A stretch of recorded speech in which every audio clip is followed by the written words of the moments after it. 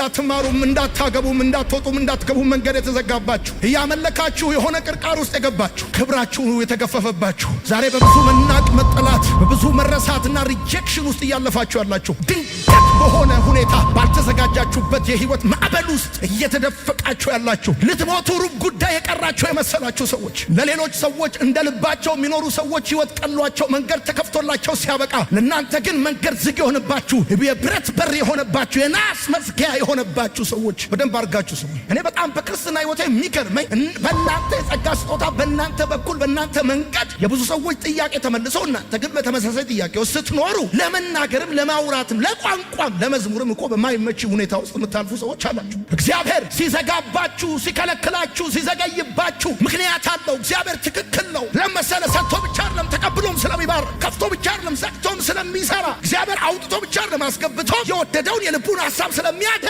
እግዚአብሔር ሲዘጋ ትክክል ነው። ሲከፍት ብቻ አይደለም። እግዚአብሔር ሲሰጣችሁ ብቻ አይደለም ሲከለክላችሁም ልክ ነው። እግዚአብሔር በፈለጋችሁት ሰዓት ፈጥኖ ሲደርስላችሁ ብቻ አይደለም። ለምንድነው ነገሬ የዘገየው ያላችሁ ሰዎች አዎ አብሶሉትሊ ፐርፌክት እንዳልሆን አውቃለሁ። ግን በምችለው መጠን በድካሜም ንስሐ የገባው ከጌታ ጋር ያለኝን ሪሌሽንሺፕ ለማስተካከል በምችለው መጠን እግዚአብሔርን ለማስደሰት እንደ ፍቃዱ ለመኖር እየጣርኩኝ ነው። ከሌላ ሰው የተለየ ምን እርግማን ምን ኃጢአት ምን የዘር ማንዘር ጦስ ጥንቡሳት ቢኖርብኝ ነው ነገሬ የተዘከለከለው መንገዴ የተዘጋው እግዚአብሔር የዘገየብኝ ምትሉ ሰዎች እዚህ ውስጥ ትኖራላችሁ። ለ38 ዓመት መጥመቂያው አጠገብ የተቀመጠው ሰውዬ ላለፉት 38 ዓመት ከሱ ኋላ የመጡ ሰዎች እየተፈወሱ ሲሄዱ እሱ ግን እዛው ሲቀመጥ ምን የሚል ይመስላችኋል? ወዳጆቼ የተዘጋባችሁ በር ያልተከፈተው ረዳት ስለሌላችሁ አይደለም፣ እግዚአብሔር ስለዘጋው ነው። በጣም ቀላሉ ነገር ከባድ የሆነባችሁ እናንተ ብልጠትም ዕውቀትም ስለሌላችሁ አይደለም። እናንተማ ጭስ እንኳን እንዴት መውጫ የለውም። እናንተ እንዳላችሁ እንደምትጠጣጠፉት እንደናንተ ጩልሌና እንደናንተ አራዳ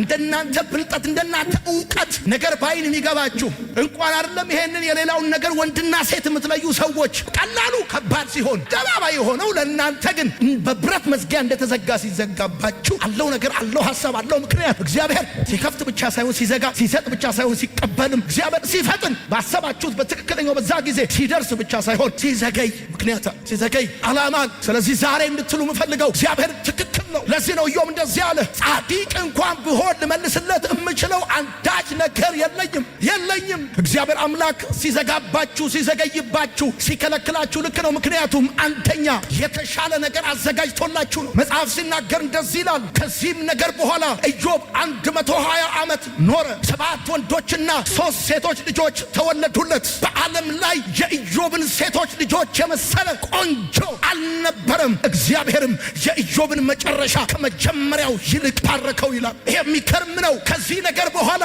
ከመንገዱ መዘጋት ከተስፋው መነቀል ከሰዎች ከሱ ከመራቃቸው በኋላ ከሀብቱ መጥፋት ከክብሩ መገፈፍ በኋላ 120 ዓመት ኖረ። ይገርማችኋል። ያው ነግራችኋለሁ። ከዚህ ነገር በኋላ አሁን ካላችሁበት ነገር በኋላ ገና ረጅም ዘመን ትኖራላችሁ። የጠፋው ሀብት ይዟችሁ አይጠፋም። የሄዱት ሰዎች ደስታችሁን አይወስዱትም። እነግራችኋለሁ በእግዚአብሔር መንፈስ ሆኜ ከዚህ በኋላ ረጅም ዘመን ትኖራላችሁ። የዘጋው ለተሻለ ነገር ነው። የዘጋው ለቆንጆ ነገር ነው። የከለከላችሁ ቢዩቲፉል የሆነ ነገር ከፊት ለፊታችሁ ስላለ ነው። የሚሰማኝ ሰው ካለ ረገጥ ያርክና አሜን ባል። ዛሬ ማለዳ በእግዚአብሔር መንፈስ ሆኜ ትንቢት እናገራለሁ። አጨራረሳችሁ እንዳጀማመራችሁ አይሆንም። መጨረሻችሁ ያማረ ይሆናል። ደግሞ ክብር ያለው ጅማሬው ሳይሆን ፍጻሜ ውስጥ ነው። እግዚአብሔር የሚዘጋባችሁ የሚከለክላችሁ የሚዘገይባችሁ ለተሻለ ነገር ነው። ከ1 ዓመት ከ2 ዓመት በኋላ ያ የሚበልጠው ነገር እጃችሁ ሲገባ ለካ በ2017 16 ያለቀስኩት ያግረመረምኩት ወይኔ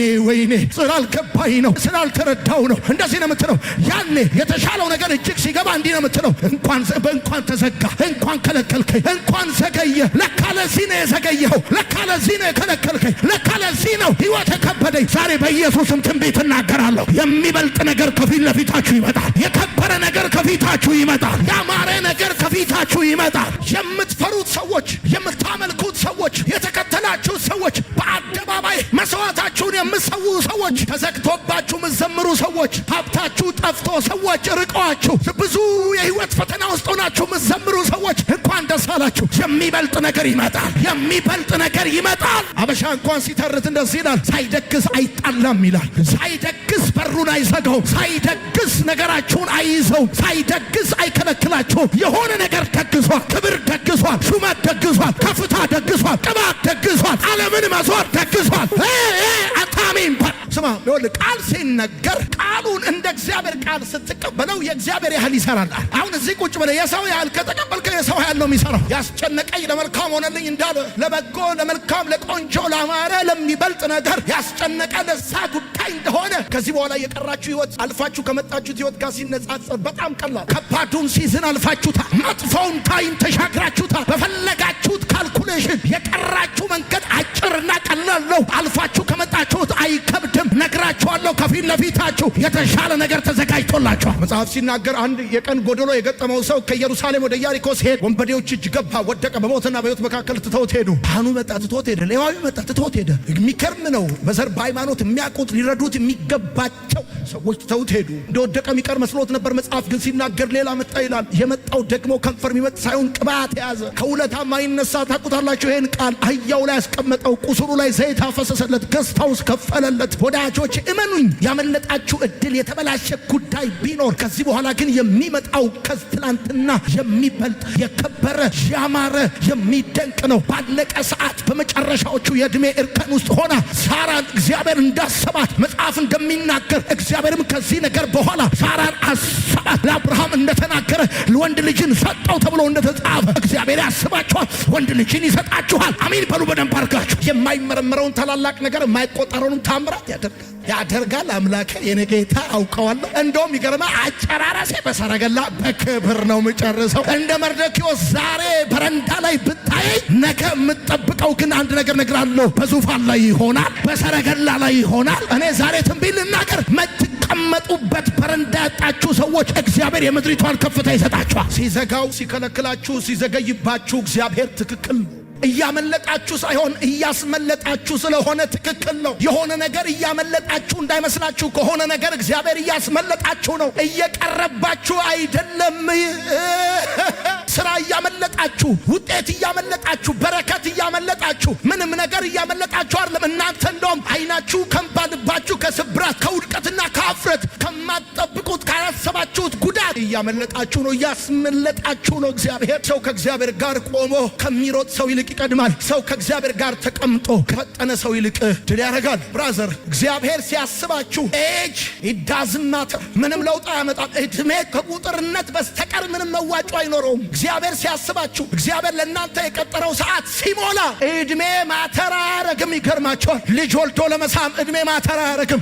ወዳጆቼ፣ ተክሎ ለመብቀል፣ ዘርቶ ለማጨድ፣ ወጥቶ ለመግባት እድሜ ማተር አያረግም። የእግዚአብሔር ጉብኝት፣ የእግዚአብሔር ሰዓት ለሕይወታችሁ ይምጣ እንጂ ስንቶቻችሁ እንደሆናችሁ አላውቅም። እግዚአብሔር ሲዘጋባችሁ፣ ሲዘገይባችሁ እያመለጣችሁ ሳይሆን እያስመለጣችሁ እንደሆነ እየገባችሁ ያለ እያስመለጣችሁ ነው እኮ እግዚአብሔር ከአጭበርባሪ ካስመሳይ ላይ ጉልበታችሁንና ዘመናችሁን ከሚበላ እውነተኛ መስሎ ቀርቦ በኋላ ሊያስማማችሁ ከሚፈልግ ከዛ እያስመለጣችሁ ነው እግዚአብሔር እያስመለጣችሁ ነው። ይሄ አሰራሩ ነው። ዘግቶ ነው የሚያስመልጣችሁ ከክፋት፣ ዘግይቶ ነው እግዚአብሔር አምላክ አይናችሁን ከእንባ ልባችሁን ከስብራት የሚጠብቀው።